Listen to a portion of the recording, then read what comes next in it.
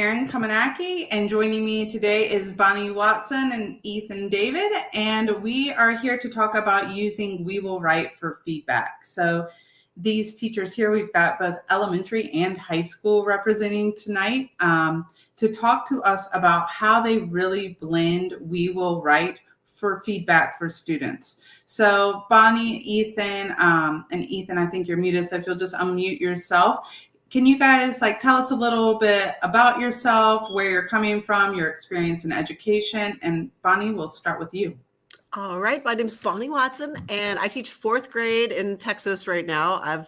I'm at a private school, but I have taught for 19 years in all kinds of different environments: public school, private school, kindergarten through eighth grade. And right now, my biggest focus is in writing, and so WeWillWrite has taken over my classroom. And I'm so thrilled to be able to share this stuff with you guys. Go ahead, Ethan. Hi, yeah, I'm Ethan David. I teach in Minnesota in a small town school. I've been teaching for about 4 years now, so not nearly as long as Bonnie, but hopefully I can learn some stuff from her. I use WeWillWrite to reinforce sort of the writing and the skills that were taught in the classroom, which we'll go over here, I'm sure, soon. I teach English language arts to 9th grade and 12th grade. That's probably important. 12th grade, we gear towards American literature and for creative writing. 9th grade is kind of like our big essay writing for the year for the first time. So yeah, thank you. Yeah, and Bonnie and Ethan, and I'm sorry, David, were selected by Daniel from WeWillWrite. Have you guys met him in person? Have you been at any of the conferences and met him? I still haven't yet. So he came to our classroom when they came down to Austin for the big not South by Southwest. Was it South by Southwest? Maybe no. So. One of those big conventions that he came and hung out in our classroom, and it was the day that WeWillWrite went public. And so we were doing the game in the class with him, and the servers went down. And so we couldn't do it. And it was so great because then he's in the back of the room like, we've got to fix this. And so it was so fun. We were like, when else could you have the server go down? And it's no big deal because he can get us in on the back end. Oh, that's awesome. And you, Ethan, you too? I've only met him virtual. I haven't met him in person yet. Yeah, that's great. Well, I just want to bring up that point because WeWillWrite is, if you are a teacher and you have used it or you listen to all the great feedback today and you want to use it, WeWillWrite is super accessible, and they really listen to teachers. They want to hear how you're using it in the classroom, strategies, tips. So please, let's hear how, Bonnie, if you'll start us off, and then anyone viewing this, if you have any ideas, light bulbs go off, always reach out to WeWillWrite also, because they are extremely accessible and want to make this platform better for students and for teachers. That's exactly how I really got involved with it, because every time something didn't quite work right, I would send them a message and say, this isn't working, and immediately hear back. And then my kids would give advice and they would listen to that feedback. And it seemed like every time I was giving feedback, things were actually changing and happening. So and after meeting Daniel, it's just so clear that he made this because he wants teachers to be able to teach writing better. Mm-hmm. And he knows that we're the people that know what we need. And so he listens to us, and it's pretty great. So yeah. Awesome. Well, Bonnie, do you mind sharing your screen, and we'll jump right into it. And Bonnie's starting us off because she's elementary, so we're going to move our way from the bottom and work on up to 9th and 12th grade here at the end. But Bonnie also uses WeWillWrite in a way that I haven't heard other teachers, at least not as explicitly. So she's going to share with us how she blends WeWillWrite into her instruction, but what she does beforehand. So I'm going to add your presentation here. Now, Bonnie, do you mind if Ethan and I stay on with you and we ask you questions if they come up? Yeah, definitely do. Okay, and if you are watching live or you're watching the recording, if you have a thought, a question, pop it in the comments and we'll answer it tonight, or someone from WeWillWrite will get back to you. All right, so can you see my screen and everything? Yep, we're saying Yeah. peer feedback and goal setting. Okay, perfect. So I think it's super important to start before you're doing the feedback portion and really taking it seriously, to give the kids true lessons in how to do feedback and what feedback even looks like. And so, you can play the game and it's fun and it's great, but you can get so much out of using WeWillWrite if you lay down the foundation first. And so I want to start kind of with what I like to do to really teach the kids what feedback even is. And years ago, I learned about this video called Austin's Butterfly. And I want to share just a couple little segments from it so that you can see how well it does the job of teaching kids what feedback looks like. Because I think in writing in the beginning, where we always say like, oh, good job, great, your writing's great. And this video really helps the kids understand that telling someone that their writing is good does not do much to make their writing better. And so when you start from the place where Austin's Butterfly does, it's a visual image, because Austin is a boy that is a first grader who is told to draw a picture of a butterfly, and then he draws a butterfly, and then his class gives him specific feedback to get it to looking really beautiful. And I always do this lesson with the kids first, and I have them actually physically go through and make the butterfly and practice giving each other feedback with the butterfly, because it's so easy for them to see like, oh, I really did make improvements, where in writing, it's not as obvious. And once they've done this, they get what I'm talking about with the writing. So I think this thing is so powerful, and I think everyone should use it. So what would you guys say to teachers if they're not getting high quality work? Could they learn something from this? And what would you say to them that they could do differently in their classrooms? This is a story called Austin's Butterfly. And it's a true story about a first grade boy, and his name is Austin, and he goes to school, or used to go to school, in a town called Boise, Idaho. And in his class in Boise, Idaho, they were studying butterflies, and he had to do a project. His job in first grade was to draw a butterfly, and this is the butterfly that he picked. Austin had to use this photograph as his model, and he had to draw an accurate scientific drawing of this butterfly. This is called a tiger swallowtail. I knew it! Can you tell, Toby, why it's called tiger? Because it kind of has the stripes of the tiger right there. Good. So here was Austin's job. He was supposed to do a scientific drawing of that butterfly. But remember, Austin was only in first grade. And you know what he did? He forgot to look like a scientist carefully. He got his paper and he just started to draw the image of a butterfly that he had in his head. And he wasn't looking like a scientist. And so this is what he drew. Yes, there's this He didn't look at this and, then he didn't look at this and say, good, Austin, you're done. They said, Austin, good start.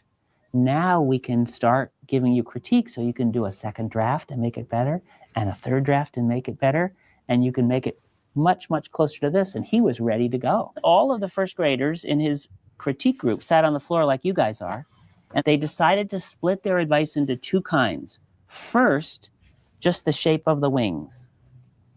And then when the shape was right, they'd give him advice about the pattern inside the wings. Alia, what would you say? You can make it much pointier. Good.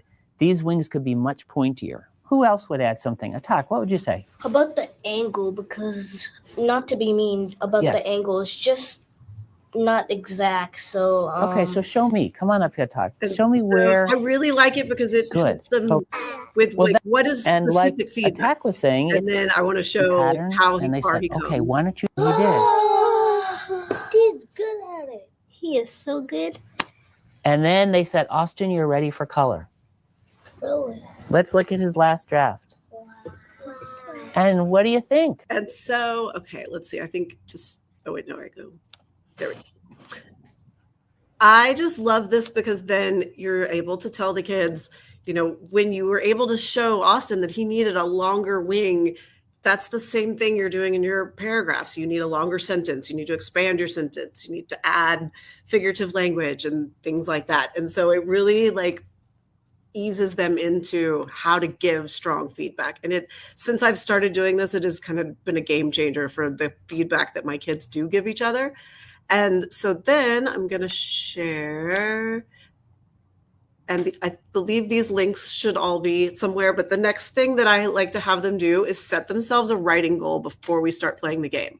So I have this list in Canva that I've made, and anyone is welcome to use it as well. But just all kinds of different ways that they can improve their writing. And I'll have them think about ones that maybe have been struggling with them before, and I might tell them specifically what they need to use, or they come up with their own, or they may have something that's not on this list. And so that's totally up to them. And then let's see, how do I go out of that one? Oh, I don't think I did that right. Okay. And so then, wait, is this the right one? Yes. Okay. So then we get our peer feedback checklist with us. And so they will start, like, once they've done their writing, then they get this checklist and they will grade each other on the list here. And I found this on Canva, and then I tweaked it just a little bit, but it was free on Canva when I got it. And it's my favorite because the kids like to say, like, don't write something that's a snooze fest. We want to make it really creative. Or we will take one of their old WeWillWrites that is a snooze fest and use all the skills that we've learned to upgrade it later. And so I have those kinds of all set up to go before we ever begin. And I have them have this goal writing chart. So as we write, they put their goal down and then they come back and grade themselves afterwards. And then if we go through and we make improvements on something, then they'll give themselves another grade on their goal. But it kind of just keeps track. It helps them keep track of improvement and getting better. And that's really what it's all about.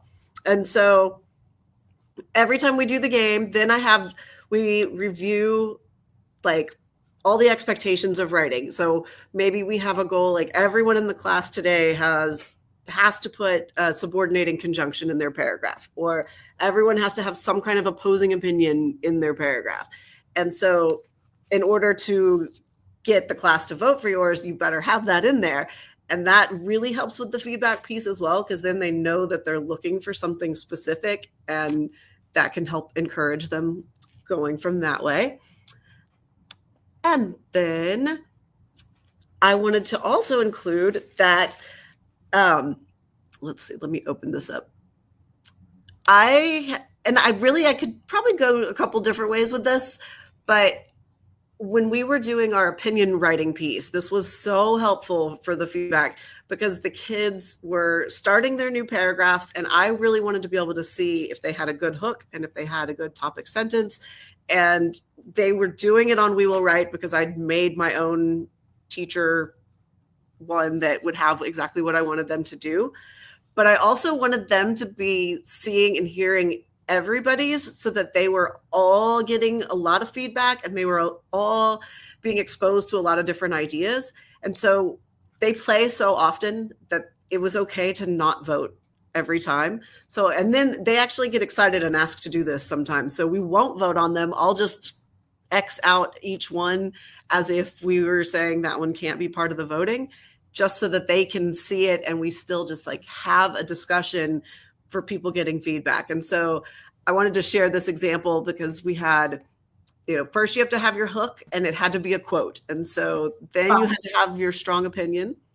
Bonnie, sorry to interrupt mid, but we're still seeing your goals setting. Oh, really? Yeah. There we go. Okay. Sorry about that. Did you ever see the peer feedback page then? No, I thought you clicked onto the second page of the Canva, so we can go back to that. But finish off with this, and then I can see the goal setting. Okay. So they write their hook. Here's the minimum wage should be a living wage. And then their strong opinion that they're going to write their whole paragraph. Businesses should pay better wages to their employees. And so from there now, the class would either agree with them that this is a strong one, or they would disagree and they would add to it and go back and rewrite it. And this was one of my favorite activities that we did with them, because then everyone was off on their own to go write the rest of their paragraphs. But we had such great discourse together, making sure that everyone had a great hook. And then the kids who did have great hooks, like the class roared. They were so excited for each other. And then the ones who didn't have such great ones all were like, ooh, I want my hook to make everybody that excited. So a lot of them went back and wrote better ones so that theirs too would be super exciting by the end. And so that was one of my absolute favorite things that we did with that. And while you're bringing up the goal setting, so just to like clarify, because I'm sure a lot of people haven't used WeWillWrite in this way. So you're talking about, and if you haven't used WeWillWrite and this all sounds like a foreign language, there are other videos on the YouTube channel and blogs and smaller videos, post slide decks about just the basics and getting started. And I would encourage you to watch those first and play. But for the feedback, so you're talking about when you're voting after the team's already selected their winners and the teacher has the opportunity to like X out if you don't agree. You're saying you just X them out so that you can keep getting, so you can read more and more. Will it allow you to do that endlessly almost? Yeah, you can go through every student and then their team suddenly disappears once you've gone through their whole team, and then the next team disappears. But it worked. And now they actually, they have that piece at the end where you can click on all of them afterwards where they're scrolling.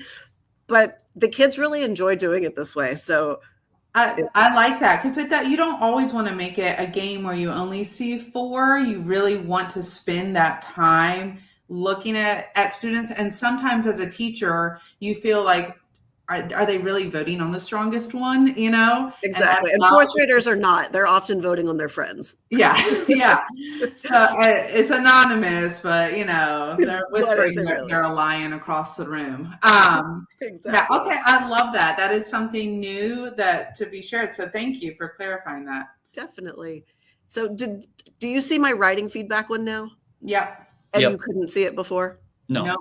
Okay. Yeah, I wanted to make sure that y'all saw this, because this was one of the ones that I got off of Canva and then tweaked for myself. But the kids really love this, because I'll have them use this on their writing piece right after we're finished, because after we've done WeWillWrite a game, they copy it to their clipboard and then they put it in Google Docs.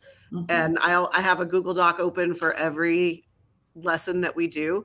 And so then that's pasted in. So then another day we can open it back up, and then they score themselves on here and they talk about like where they think it is. And then this gives us the opportunity to really dive in and get feedback from their friends. Like, what do I need to do over here? They'll check each other's off and have discussion about it. And then they go rewrite it. And then I have them come down to the bottom one and do one of their own on themselves at this point. And so they're just constantly going back and looking through it. And we don't do it for absolutely every writing, but we do it enough that they're getting this language down. And I feel like having this checklist has really helped them while we're having the conversations during the game, because let's see, I'll just leave this up for talking about that. But once the game is in action and we're voting on the 4 that we're voting for, they have this in front of them, and then they can say, like, raise their hand and say, okay, I think that you did a really great job in putting transition words, or you really described the scene so well that I feel like I'm there, but you don't have the right punctuation and it made it hard to read. And so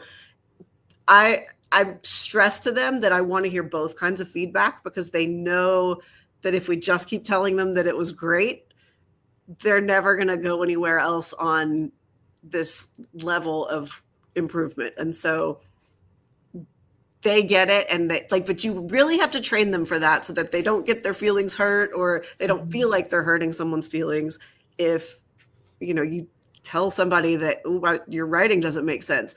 Now my class has done it so often that it's just refreshing to hear them just openly saying like, ooh, what if you put some more, descriptive words in that sentence because you really started it off strong. And I don't think I've ever had my classes get this into critique and improvement until this year. And I think that I can do all of the things that I need to do with teaching writing, but they can't wait to write because of WeWillWrite. They think it's so much fun, and it's the tool I'm using. And sure, you can throw it on for a sub and they can do a writing lesson really quick, and it's, you don't have to make a plan for it, but there's just so much valuable information that you can get from the kids and to the kids if you really take the time to piece out how you're going to set these writing goals and what they're going to do with that. Yeah. And I love that you have this in front of them. I almost think like taking what you're doing at 4th grade and making it middle school is almost having them do this for each of the 4 finalists if you do keep it as a game. Yeah. And that's kind of the rubric to determine who the winner is, rather than some arbitrary, I like this one more.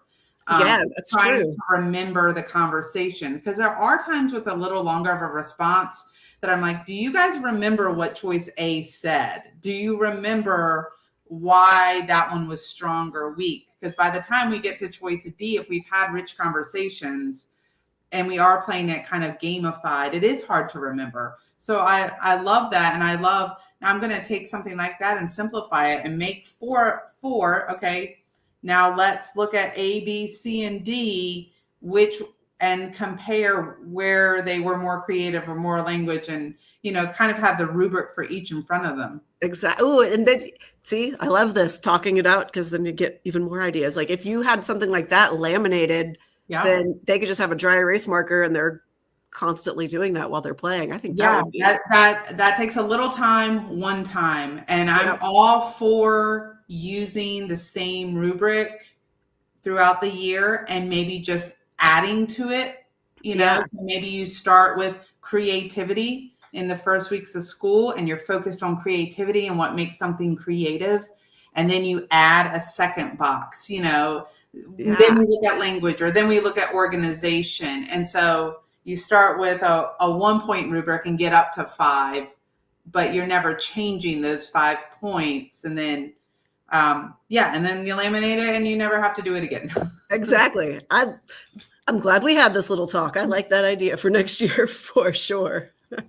And it's also during that point, if you're using it like that, whenever the WeWillWrite AI is telling them, what the figurative language is in there, it'll say hyperbole at the bottom or onomatopoeia. And the kids get really excited when the AI misses something, because they're like, wait, it very well used, repetitive language, and it didn't mention that, or there's an idiom in there and it didn't say it. And so they like to kind of outguess the AI. And I think that's really powerful too, that they're noticing that and extending on to that a little bit more. And then let's see, I think the last part I want to show you, am I doing this right? So right now we're seeing date, action, and completed, a goal tracker worksheet. Let's see. Okay. I think I'm there. Okay. And now we're back to your slides. Back to the slides. Okay. Yeah. Perfect. So one other thing that I found this year that I absolutely love was Brisk feedback. And Brisk was if you don't know what it is, it was a free through Google. I'm not even the most technology savvy person. What is it called? One of those add-on things. Yeah. And so what I did one time, and then they loved it. So let's see. Okay. Can you see my Brisk tab here? Yeah. Okay. So, and I told them that it was AI that had graded this. So we had their WeWillWrite prompt in their Google Classroom on one of their docs. And then I typed into Brisk, because you can tell it, tell them that you want a specific rubric that they want to grade it by, or specific things that you're looking for as a teacher. And then it'll give them the glow, grow, and what you're wondering. And some of them were off. And so I would rewrite my feedback. But for the most part, they were so good. And so I just pasted into their document. And then the kids can open their document and they quickly see lots of feedback of things that they could improve on. And then they went right in and just started writing and started making it better. And I was looking around the room and I was like, this is amazing, because it's one of the first times I don't feel like I've had to individually sit down with each kid and say, why don't you work on this? Why don't you work on that? Because that can take forever. And with WeWillWrite, you can write so much more. And then with programs like this adding into it, you can edit so much more than you could if you're just setting up teacher and student, meetings sessions all the time.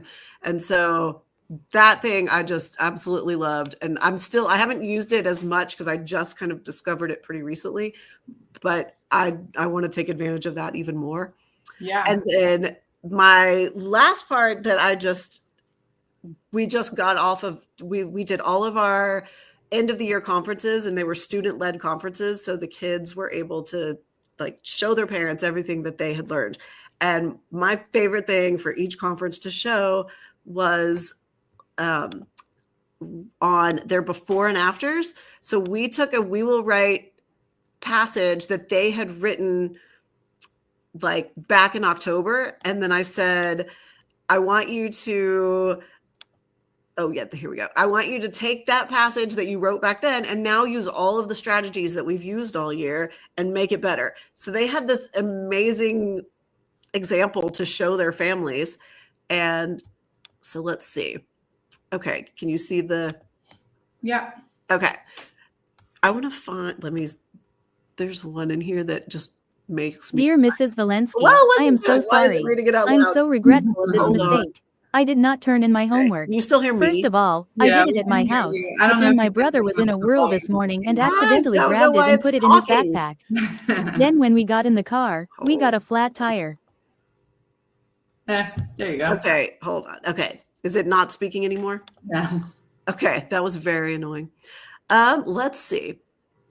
Okay, this one was one I really liked because it was kind of one of my more basic examples, but it just so truly showed what she learned. So it started off, it was one of the prompts where they were responding and setting the scene in a cold environment. And I hear snow and I feel cold, I smell fresh air, and I see a house with snow on it, super basic. And then using all of the strategies that we were able to learn and improving her WeWillWrite, it was, I walk out of my house and I hear the snow falling softly on the ground. Every step I take, I feel shivers down my spine. I breathe in fresh air, and in the distance, I notice a house with lots of shiny and powdery snow on it. And I thought that was just a remarkable improvement on there. Where there was one other one that I really wanted to show you guys because it melted me, but it may not have made it into this one. I know. I kicked myself last week reflecting on the year and wishing that, because back when you used to handwrite drafts, you could really see the before and after. And I have not done a great job of making kids copy and paste it to a new document or paste it underneath so that you could really see the growth. Right.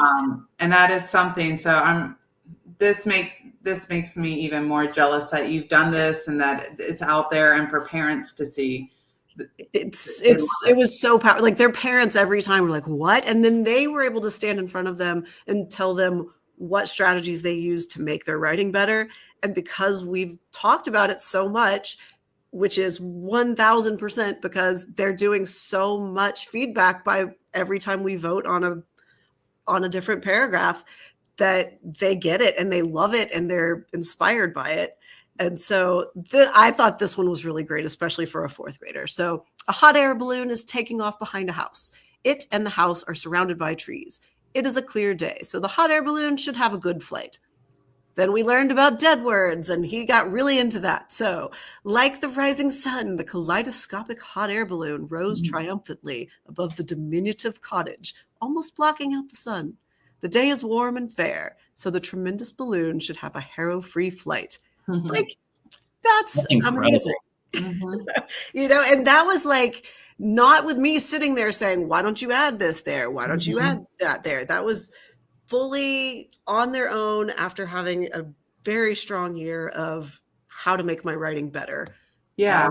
Now, have you given them the same challenge at the beginning of the year and the end of the year without them seeing their first writing and editing it? You know what I mean? Like, I have not done that. That would have been a really tomorrow's our like last day in the classroom, and I don't think we have time to turn on the computers.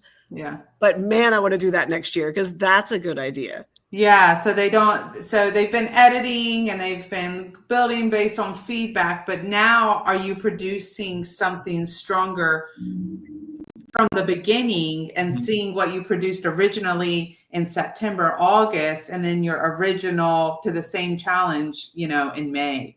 I don't know. That's exactly what I want to do. Another idea, but I took myself off the screen for a minute so I could get paper and a pen to like jot ideas down because I know Ethan too. I'm gonna be adding. So, well, all that's awesome, Bonnie. Thank you for sharing all those ideas.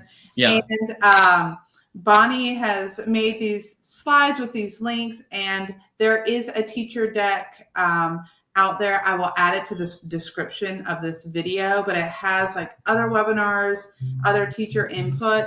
And Bonnie has said that we can add her slides to that teacher deck and we will give her credit. So if you saw something that you liked, whether it was Austin's butterfly or any of the Canva links, that will be updated in the teacher deck for anyone to use. And then if we can transition a little bit to high school, and Ethan, how you've been using feedback paired with WeWillWrite to enhance your English instruction in 9th grade and 12th grade. Absolutely. Yeah. Thank you. So the way that I've used WeWillWrite is kind of in two categories.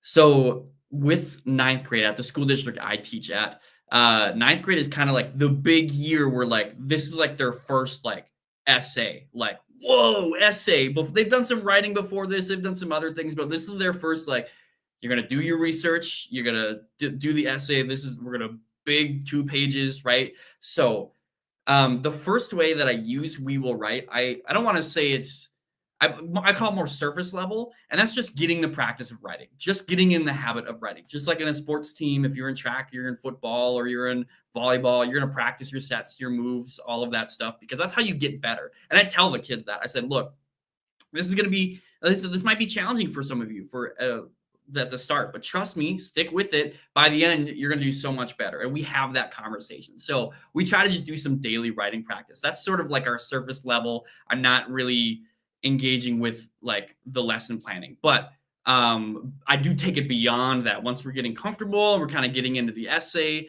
I do something, we call it our sandwich method here at our school, but really it's just claim evidence reasoning is all that is. And so with WeWillWrite, I will tell them, I said, okay, for this WeWillWrite, you don't know what claim evidence reasoning is because I haven't taught you what it is. So we do got a diagnostic assessment, right? And I say, you're going to do claim evidence reasoning for this. I'm like, see, whatever you know ahead of time or whatever you think you can figure out, I want you to try it. And they're all like, David, I don't know this. I'm so confused. And so like they're trying. I love them to death. They tried. Some of them get the claim evidence reasoning. Some of them do not because I haven't taught it yet. Then what I do is we actually go over claim evidence. What is a claim? What is our evidence? What does it mean to have reasoning to explain that evidence? And we spend a good amount of time with that, with different examples and with visual aids, and we do it together and we really show all this. And in the previous year when I didn't have WeWillWrite, what I did before is after we went all that, I'd be like, okay, now try it on your essay. And there was a lot of anxiety about that, students, because it was just not enough practice for them. They were afraid of messing up on their essay. They didn't feel comfortable with it. And so this year with WeWillWrite, I went ahead. I'm like, why don't we do it in WeWillWrite instead?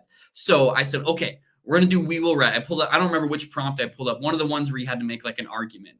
And I said, okay, we're looking for claim evidence reasoning on this. And they're like, okay. And so they began typing away and doing their claim evidence reasoning. I'm like, okay, we're going to vote on the ones that are based in claim evidence reasoning. And they're like, okay. And then when they would come up, we would have conversations about them. I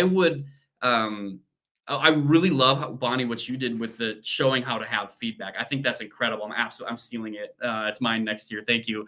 But what I did is we focus on the positives. We're like, okay, is there a claim in this one? Is there evidence in this one? What do we think about the reasoning? Is it explaining our evidence, right? And so I focused our feedback on just positives, and we didn't pick apart the negatives in front of the whole class with 9th grade, because even though they're anonymous, I know sometimes it can be self-conscious. They're still getting used to writing. And by showing the positives, it kind of creates a silent pressure of a good pressure of like, oh, whoa, they did something really awesome. I'm going to do that in mine. And I would see that because I would go in and I would read the submissions afterward and see who submitted what. And then when we did it again, I would be like, oh, you borrowed this idea from student A. I like that. Great job. And so we did that several times. And then we went to the essay, and easiest time I've ever taught the essay. Like, they just got it down pat. And then I'm like, okay, everyone's got to submit your first body paragraph so I can review it and give you specific feedback. I found myself giving way less feedback on this claim evidence reasoning than I normally do. They were like, nope, I got it. I'm like, oh, sweet. Do you feel good for your next paragraph? I'm like, yep, David, I got it. I don't need you. I'm like, all right. It's all you. I believe in you. And so they did a great job with that. And so I tried to focus our feedback specifically on the positives and how they met our goal. And they usually did. And for the ones that didn't meet it, that's okay. I did see improvement when they turned that stuff in. So with 9th grade, it really was more of a structured feedback with me kind of at the center of it, specifically because we were working on this new skill and we were working on eventually getting to our essays. So I was kind of in the middle showing us, and we were having this conversation focused around me. Now with 12th grade, oh, I'm so sorry. Yeah. Yeah. Can I pause? Just to clarify.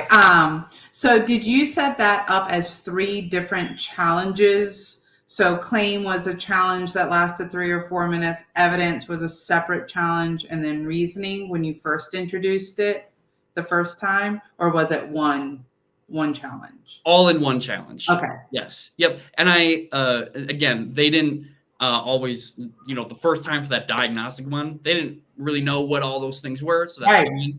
After they knew what it was, they're like, David, what do we do for evidence? I'm like, hey, just make it up. Pretend like you found an article, like according to this article, right? And they were like, oh, so they had a lot of fun kind of making up their articles. So some of them put their names. Yeah. And I love that. And also thinking of middle school and then elementary, the scaffolds, like, oh, we could break it up into 3 challenges at the lower levels and do something that we know they will need for high school. Yeah. So it's also good for Bonnie and I to hear as a middle school teacher and an elementary, okay, how can we scaffold learning so that it is relevant for high school? Absolutely. Okay, sorry to interrupt, but thank you. No, that's great. I think for sure, I like spending a challenge on claim or a challenge on evidence or a challenge on reasoning. Absolutely. I think that's great scaffolding and prepares to like put all the steps together.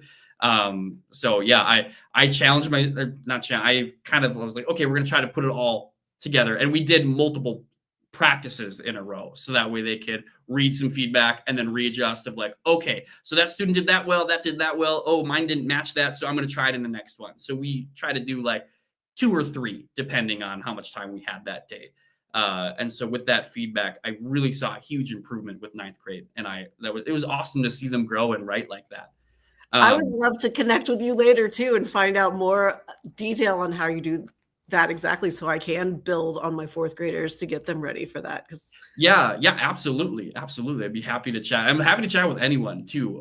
Just try to focus on the positives of each one. And I'd ask, especially if I saw someone who was really reading it, like nodding along, like, oh, what did you like about that one? And then they would share with us. I'm like, who else agrees with that?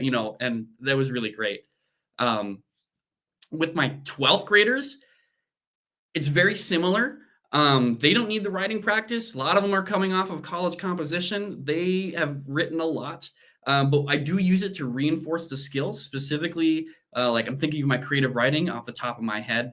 We'd talk about descriptive writing and using the 5 senses. And so I would challenge them to be like, all right, we got to see all 5 senses in here. I don't know how you're going to work tasting, but good luck. And so they would really try to utilize the skills and the metaphors and the similes that we just talked about, and the different figurative language in there. But with the 12th grade, where it's a little bit different is by this point, they have written a lot. They have excessively written a lot. But with creative writing, it's about challenging them to break the box, to push themselves out of the expectations, or to think of things in a new way. And so with that, they are mostly leading the conversation when we get to it. When we get the top 4, I say, okay, you all voted on letter A. Why did we really like this? And it's not quite a Socratic seminar, but it's very close to a Socratic seminar where I take a step back and it's their conversation and they talk about it. And of like, oh, wow, I didn't think to use taste in that example. Or, oh, they did this very well and this very well. And so they have it's a safe way to expose themselves to new ideas from their peers. Because it can be scary to write something and be like, okay, everyone, I hope you like my story, right? Or hope you like my take on this scene. That can be scary. That's very vulnerable. So this has kind of got like a protective shield to allow them to safely talk about what they like and to hear from people that they may never have even talked to, whether they're not in the same friend group or not. Sort of this like, whoa, I never thought about, as gross as it is, but to include taste like vomit in your mouth because you're scared, right? And then for our next writing exercise, everyone's using vomit in their mouth for taste. And I'm like, okay, I'm glad we all learned this. I love this. Let's find something new now, because now this is cliche for me. But I kind of, with the seniors, I let them own that conversation. That's been very good. Yeah, and Ethan, I'd like to build off of that. So we've had a lot of or the videos I've seen, the ones I've helped with, the webinars, it's like mostly elementary school teachers, and the elementary school teachers love this, and middle school teachers love this, but you're really the first high school voice that we've heard. So I know that high school teachers may feel like, oh, this is too simple for my kids. This is too, not babyish, but they're not going to buy in. So was it difficult to get your older kids to buy in? Did they buy in right away? Why do you think this works, whether we're talking about 4th grade or 12th graders? Well, just like any tool, it's what do you put into it? If I just said, okay, we're going to do WeWillWrite for 40 minutes, I don't think that's going to be successful, right? I think where I found success has been tailoring it to my lessons, and all lessons, regardless of your subject, English, math, social studies, all of that have writing involved. You're going to need to articulate a point of view or describe something, right? And so if I can relate it to the curriculum I just taught or that I am teaching, I find use in it. And with, autocorrect and things, people are just typing less or writing less, which, hey, I spell, as an English, I spell so many words wrong. I'm thankful for my autocorrect. You'll never find me being like, no autocorrect, but it is nice to get that practice in. And so it's as meaningful as you make it. If I just say we're doing WeWillWrite, I think I would see some hesitation. But the fact that I'm like, okay, we're working on this skill specifically, or like Bonnie, I've used some grammar, okay, we're using our commas today, right? Focus on these commas. I want to see some of this rule and this rule, and WeWillWrite. It's been really helpful with that. And then just to make it so it's not always we're focusing on the skill, I have to do this. I have I call it silly mode. where like, okay, you can try to be funny here. We're gonna do this one just for fun. You can, whatever you guys think is funny, whatever is gonna make us laugh. And they actually really enjoy the like, okay, sometimes we're doing this seriously, sometimes we're having fun with this, because they do want to have fun with it. And sometimes and like they're like, oh my gosh, did you write that? Did you write that? And so kind of like sprinkling those throughout is how I found success with that. But tailoring it specifically to the lesson plan and treating it seriously and be like, hey, this is our opportunity to grow. I found a lot of success. Maybe I'm just blessed with an awesome group of kids, which I am. No, I think those points that you make are worth us taking note of. So thank you for sharing. And I like that the silly mode. I think often as teachers, we introduce new software and new tools and we forget the play part of it. You know, I was talking to you guys a little bit before we started about being like in instructional technology for a while before going back to the classroom. And I would be that person that brings in robots. And I really wanted to incorporate it and embed it into the lesson plan. But you have to give kids a chance to just play with it and experiment with it and try things. So before you get into the integration piece. So I think even just noting, like maybe the first challenge that you do is just something silly, so they see how it works. Yeah. And they see, like, they understand the sequence that you go through, and they understand, okay, you're going to pick someone from your team. And then once that's chosen, then we're going to see the whole class. So I did not introduce it that way this year, but now I'm thinking, oh, wait, that's how I would do this with other technologies. I think that's a great idea. And again, something I wrote down for next year. I have a 9th grade son, and I wish you were his teacher, because I can tell that your enthusiasm probably makes your class excited to do it too. And that's awesome. Well, thank you. Thank you so much. Yeah. I try to bring it. I love the writing, and I think they really like to see their progress too, right? They're like, they didn't know what claim evidence reasoning was. They learn about it and they're like, they did it, and then in their essay and they got it. They like to see that progress, and they like to see they really love to see what everyone else wrote. If I try to skip at the end where it's scrolling, see everyone's work, they're like, David, don't you dare skip it. We got to read everyone. I'm like, oh, okay. All right. Hey, we're going to go ahead and read everyone. But I know, I wish I had a longer language arts block so that we could truly do it forever, because they always want to. Yeah, they genuinely have fun, and I found success tying it to what we're doing in class. And I'm seeing the growth in the writing. They've even written more words from starting of I only get them for 2 quarters. So starting in quarter 1, and then by the end of quarter 2 or quarter 3 and quarter 4, they're usually not writing that many words. And then by the end of it, they're writing more, which is awesome. Have you guys found that it's almost like, because We Will Write is so exciting for them, that they want to connect with you more on it? So they come to you and talk to you about other ideas of writing, and maybe in ways that they hadn't before, because that's big time what I've seen. And I had a student who she wanted to go to her aunt's house. So she basically went through like our prompts that we had done and wrote it for why she should go to her aunt's house, and had all of her reasoning. And then she quoted herself. She like said some kind of quote, like, this would be a great opportunity, and then put her name in the parentheses, quote by Adeline. And I was like, that's so great, because we practiced our quotes and our We Will Write prompts.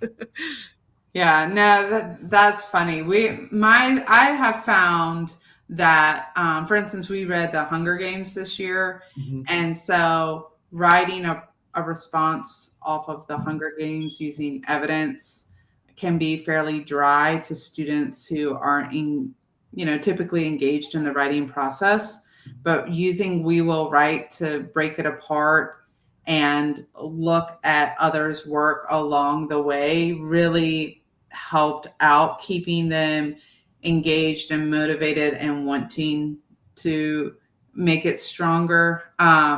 Something else that I haven't tried during the feedback, but it made me think it with claim evidence reasoning, but kind of make it a little more elementary, is I was thinking, and Aaron, who couldn't join us, he's really good about giving kids the opportunity to talk about each other's work, but using like big triangles or big stickies that they put on the board. So if they see sensory, they actually like walk up to the board when we're looking at one of them and noting where it is, like kind of making that like kinesthetic, like they get to stand up. We choose 4 kids to like clarity or language or whatever it is, and they have a focus and they go to the board and stick up where they see it or what makes it strong, just to, because kids really want to fly through the feedback. They just want to see the winner. So if you can have these explicit strategies they're using and trying to really make it more meaningful and not just something to get through. Yeah, I like that. That's fun. Yeah.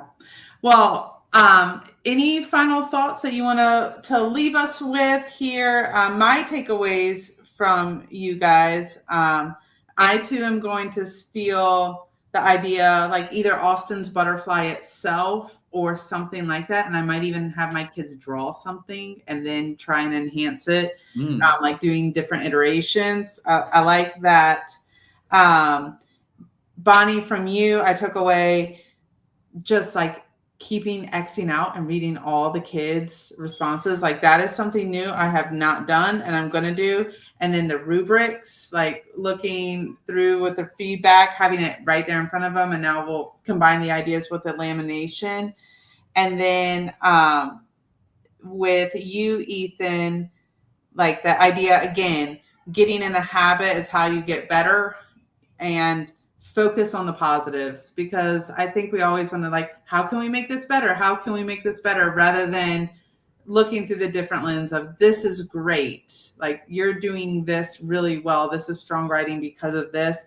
And then we'll get to the grows, but really focusing on those glows, Ethan. So thank you for both of those. Is there anything you guys want to add before we close out today with feedback?